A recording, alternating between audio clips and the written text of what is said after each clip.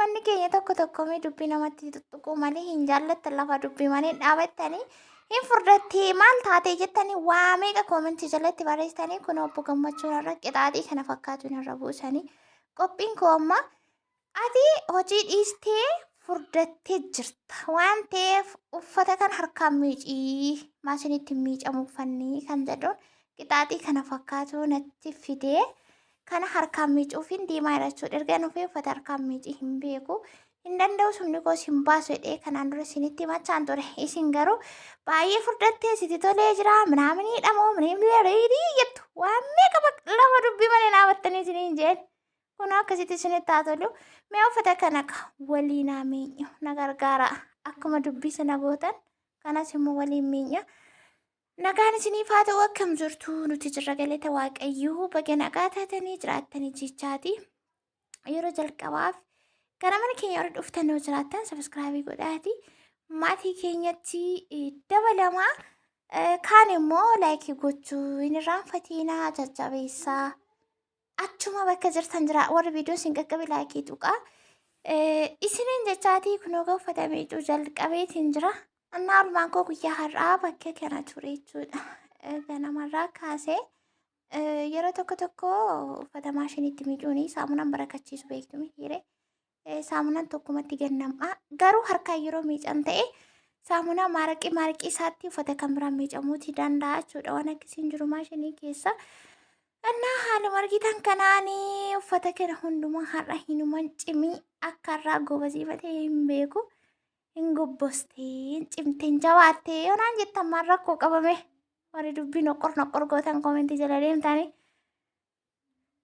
furdachuun immoo maal rakkoo qaba ilma furda'e ani dura baay'ee furdoon ture gaayis namoonni na beekan na beeku dura jechuudha otoo biyya rabaan deemiin baay'ee furdoon ture suurri jira achitti immoo biyya rabaatti immoo madaamiin akka saamunaa yookaan ashaboo bishaan keessa taa'etti mammaa sisteena fixxee waan meeqa ta'e amma immoo asteefinaan lubbuun natti deebite isin immoo furdattee maalii taateettanii waa meeqa na xuxxuxxattu jechuudha koomentii jalatti.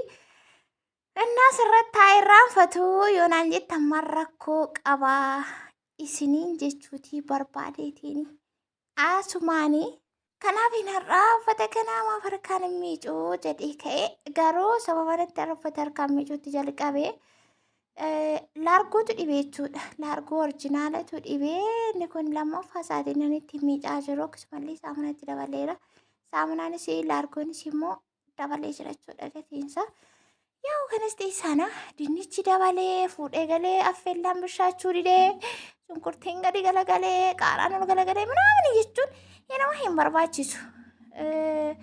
Qaala'insi jireenya dabale bakka dabale maal goonare namni tokko biddeen tokkoo fi shiroo cirfaa tokko dhametii kan inni nyaatu dabaluu dhiisee qileetti yoo dabalee qaala'insi jireenya wanti nama ilaallatu tokko hin jiru.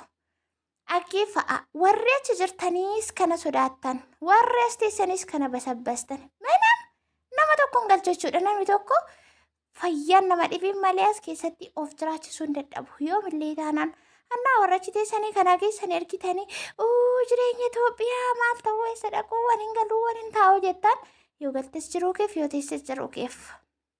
Annaa kuni ka'umsallee ga'umsallee sababa mikinaata ta'uu hin danda'u isiniin jechuu barbaadeen Itoophiyaa keessa warri hojjetan warri fataa zanaa jedhanii jiraatan guutan miiqan isaanii jechuudha. Baay'ee namaatu jira kan hojjete hinuma jiraata. Annaa akkasiniin jechuu barbaadeen yoo viidiyoon har'aa agas maraa qimamii dhabullee isin immoo qimamiitti gootanii akkasiin sarpiraayis na gootanii namoota baay'ee bira akkasiin qaqqabsiistan abdiin qaba.